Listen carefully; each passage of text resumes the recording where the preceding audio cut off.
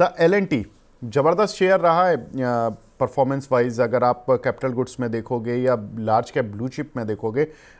Buy rating अभी भी बरकरार है, 4715 रुपये के टारगेट्स हैं। आप क्या सोच रखते हैं इस काउंटर पर?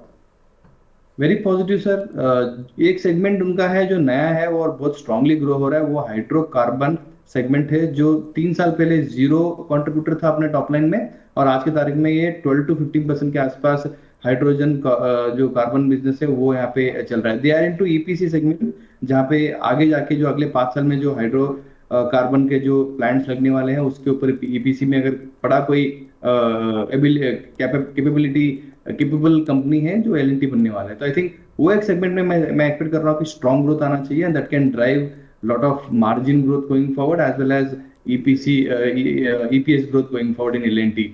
वो एक सेगमेंट में बहुत बुलिश हूँ। बाकी जो उनका इंफ्रास्ट्रक्चर सेगमेंट है, almost 50 to 55% of the total top line वो कंट्रीब्यूट करता है। और जिस तरीके से इंडिया का जो बड़े बड़े जो कंस्ट्रक्शन एक्टिविटीज जो अनाउंसमेंट्स हो रहे हैं, तो I think 30 to 40% of the directly indirectly order book इनके पास ही आने वाला है। तो इनके ऑर्डर बुक आप देखोगे तो लाखों करोड़ के आसपास आता है। तो आई थिंक विजिबिलिटी बहुत स्ट्रांग है इन टर्म्स ऑफ रेवेन्यू हो या सस्टेनेबिलिटी हो। मार्जिन भी वो कभी कंप्रोमाइज करते नहीं है, अपने हिसाब से जो एक आईआरआर मार्जिन को मेंटेन करना है वो मेंटेन करके जाते हैं। ये लेवल पे भी बाई है, but I will be a good buyer if the stock comes down to 3800 by any reasons.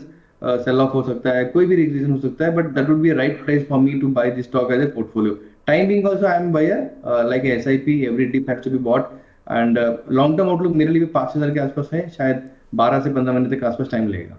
अगला काउंटर सर KEI। यहाँ पर एक बड़ी प्रॉब्लम रही है। KEI के साथ प्रॉब्लम ये रही है, या सारी केबल कंपनीज के साथ ये प्रॉब्लम रही है कि इनको कॉपर के प्राइसेस को हेज करना बड़ा मुश्किल हो गया। मेरी एक जो वायर के डिस्ट्रीब्यूटर हैं, डीलर हैं, उनसे बात हो रही थी। वो बोले थे कंपनियां प्राइसिंग ही नहीं कर पा रही हैं, क्योंकि कॉपर के प्राइस में इतनी ज़्यादा वॉलेटिलिटी थी कि कभी $1250, फिर अपर सर्किट लग जा रहा $1350, $1400। अब केबल कंपनी ने मान लीजिए $1250 पे बोल दिया कि हाँ ठीक है, इस प्राइस पर हम आपको वायर दे देंगे। पता लगा शाम तक वो कॉपर का प्राइस हो गया 1350। तो वो डिस्ट्रीब्यूटर को माल ही नहीं दे रहे थे। अब डिस्ट्रीब्यूटर भी क्या बोले कि 1300, तो वो बोल रहा था कि करंट मार्केट प्राइस पर ही आप दे दो, जिस समय पर आप माल लैंड करोगे उस समय का प्राइस दे दो। तो वायर की कमी होने लगी थी मार्केट में, और प्राइसिंग बहुत ज़्यादा शूट अप होने लगी हैं वायर की। लेकिन सर वायर कंपनियां क्या इस पूरी मार को मार्जिन फ्रंट पे झेल पाएंगी? और KEI पर ये तो बाय रेटिंग दे रहे 5460 रुपये की। आपका overall outlook on KEI as well as on wire sector?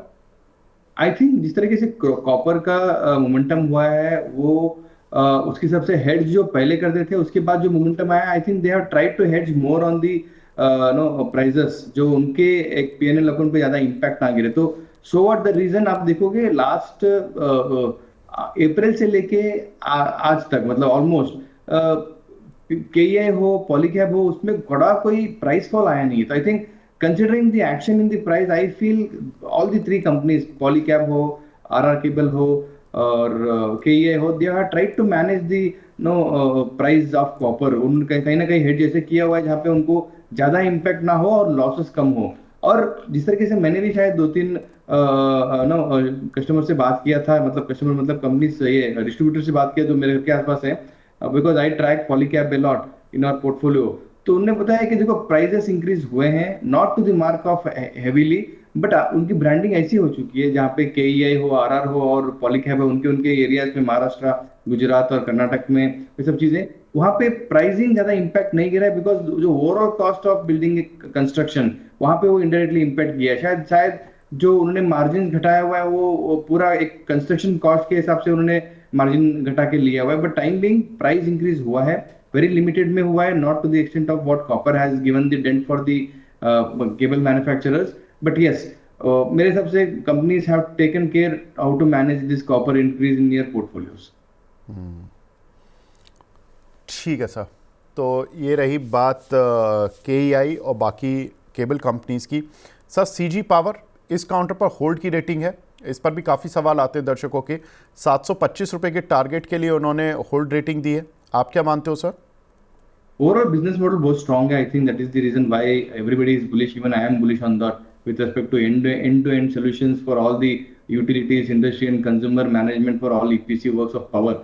तो वो हिसाब से मुझे लग रहा है कि वैल्यूएशन थोड़े से एक्सपेंसिव होने के बाद भी जिस तरीके से उसके रेशियोज हैं, जिसके आरओसीज हो, आरओईस हो या अदर पैरामीटर्स हम देखते हैं, मुझे लगता है कि current price and valuation suits the growth of the company.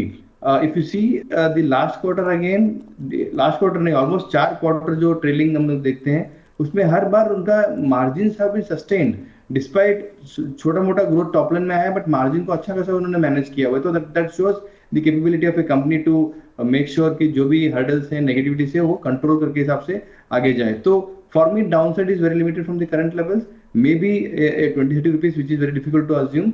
610 620 के स्टॉप लॉस के हिसाब से मुझे लगता है कि ये स्टॉक को यहाँ पे अपग्रेड करना चालू कर देना चाहिए। ठीक है, तो यहाँ पर ये पूरा आउटलुक है आज कैपिटल गुड्स कंपनीज का। सर मेटल कंपनीज लगातार सुर्खियों में बनी हुई हैं, खासतौर से non ferrous metal, Nalco, Hindalco, Hindustan Copper, Hindustan Zinc, इन पर आपका आउटलुक सर? तो हिंडाल्को इस पॉकेट में मुझे लगता है Hindalco is a right candidate to go अभी भी, डिस्पाइट जो अच्छा खासा मोमेंटम लास्ट 1 साल से आया हुआ है। ये अगस्त में ऑलमोस्ट 680 के आसपास था, जो वहां से 200 रुपए के आसपास मोमेंटम आ चुका है। जिंक और कॉपर में I think upside is very limited, वहां पे ऑलमोस्ट 50-60% प्रॉफिट बुकिंग कर देना चाहिए लोगों को, और अपना स्टॉप लॉस उसको ट्रेल करते करते थोड़ा ऊपर लेके जाना चाहिए। बाकी अगर किसी को फ्रेश बाइंग कभी भी करना है तो I think Hindalco should be the right no company, जहाँ पे कॉपर भी है, एल्यूमिनियम भी है, and that should be the right mix for the current situation. ठीक है, अगला पॉकेट सर रेलवे। रेलवेज में एक अच्छा मूव बन रहा था, लेकिन बनते बनते फिर थोड़ा सा सुस्त हो गए हैं, मतलब रेंज में फंस गए हैं शेयर। रेलवे में कोई आपकी खास पिक और कोई टेक?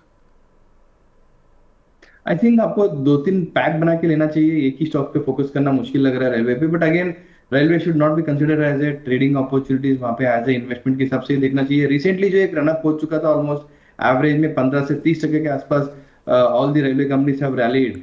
तो मैं अगर इसमें पैक करके जाऊं तो मुझे लगता है कि IRFC should be one stock one should focus more on, because जब भी कोई बड़ा ग्रोथ आता है तो जो फंडिंग कंपनी है, जो एनबीएफसी है पूरे रेलवेज के लिए, तो I that can do very well. और 120-125 के आसपास एक अच्छा कंपनी मिल रहा है अभी टाइमिंग आपको लेने के लिए, जो ओवरऑल सेक्टर को ही फंड करता है। Second again RVNL should be one stock one should focus more on, because मुझे लगता है जिस तरीके से इंफ्रास्ट्रक्चर ईपीसी बिजनेस है जो आरवीएनएल को मिलने वाला है, that will be great trigger for the company to have a good order book visibility and top line growth के हिसाब से वो है। फिर RailTel should be again another stock one should focus more on, जहाँ पे मुझे focused approach लग रहा है in terms of execution, in terms of margin management and all।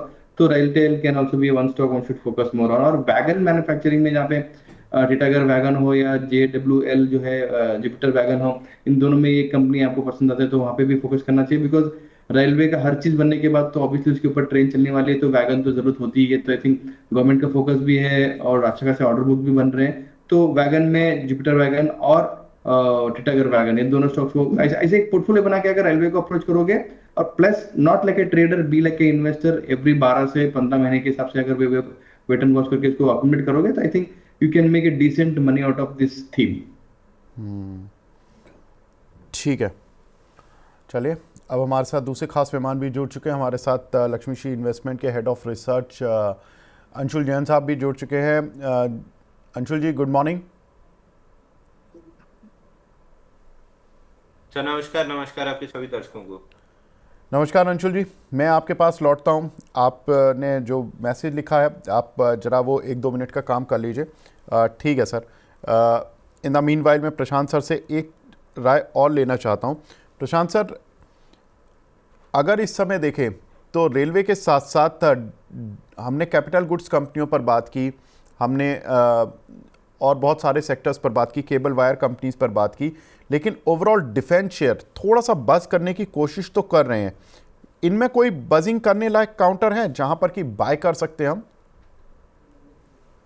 I think defence में इंडायरेक्टली हमने एचएएल पे तो बात कर ही ली है, उसको छोड़ के भी अगर किसी को देखना है तो I think BEL can be A stock, BHEL can be A stock, वहां पे फोकस कर सकते हो। मुझे लगता है कि बीईएल ये भाव पे भी एज ए पोर्टफोलियो इन्वेस्टमेंट के लिए लेना चाहिए। जिस तरीके से अभी रिसेंटली 80-90 हजार करोड़ के आसपास जो डिफेंस में अलोकेशन हुआ है फॉर स्पेंडिंग, तो आई थिंक मेजोरिटी जो रेडार्स हैं, जो वेपन सिस्टम्स है और कम्युनिकेशन सिस्टम्स है, वो अगर उस पर स्पेंडिंग अगर मैं देख रहा हूँ तो आई थिंक 400 रुपए में Bharat electronics sounds really very good at this point of time. Valuation भी उतना एक्सपेंसिव नहीं है जो हिस्टोरिकली हम लोग लग रहा था, जिस तरीके से विजिबिलिटी होती नहीं थी in terms of revenue growth. But जिस तरीके से लास्ट 2 क्वार्टर में उनके एबिटा मार्जिन भी स्लोली ग्रोइंग ट्रेंड में आ चुके हैं। ऑलमोस्ट जो लो था 22% लास्ट जून में, अभी वो 29% तक एबिटा मार्जिन आ चुके हैं। तो I think that is giving some kind of strong momentum. और जो फॉरवर्ड पीवी ऑफ 42 के आसपास फॉरवर्ड पी चल रहा है और price to book valuation almost 13 के आसपास चल रहा है, it's a decent for such kind of high growth companies. तो Bharat Electronics should be one stock. Again, BHEL can also be a second stock when we focus on the defence. तो overall defence को अभी जैसे railway में बताया था आपको कि इसको ट्रेडिंग अपॉर्चुनिटी सबसे मत देखो, क्योंकि गवर्नमेंट का अप्रोच इसमें बहुत स्ट्रांग है और इसको 2-3 साल के हिसाब से देखोगे तो ही अच्छा खासा एक पैसा बना सकते हो।